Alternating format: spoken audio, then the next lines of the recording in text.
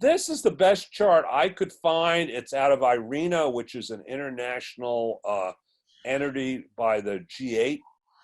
And forget the cents per kilowatt hour because we're talking about 2014. But starting about 6 years ago, you can see that the brown bar is where things become competitive.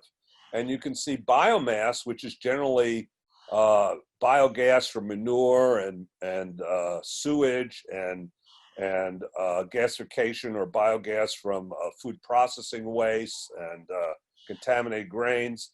Absolutely pretty much cost effective. Geothermal is, of course. Hydropower, oldest renewable is. Solar photovoltaics, you see a lot of stuff in that, but 6 years later, most of it is in that line. Concentrated solar power using mirrors and concentrators to create steam, to turn generators in the desert and can hold that heat even at nighttime is a little above that line, but now most of that's starting to come into line. I'll show you charts. And of course, onshore wind is totally on that. And notice hydro, some biomass, and onshore wind fall below that brown line, meaning they're lower cost than fossil fuels or nuclear for that matter.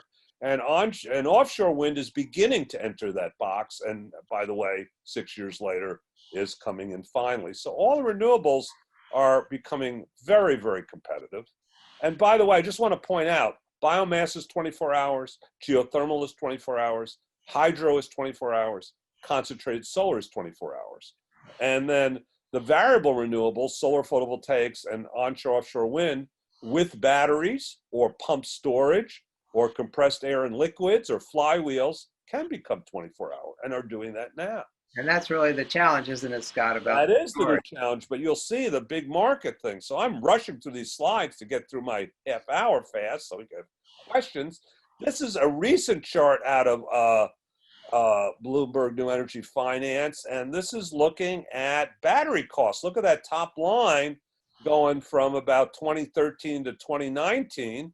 Very competitive in many areas. And of course, photovoltaics with tracking or not tracking, meaning the panels follow the sun or don't. Offshore wind, onshore wind, which is one of the lowest cost energy generation. Look at those costs. I mean, that's the real game. And this is in 2018 real dollars.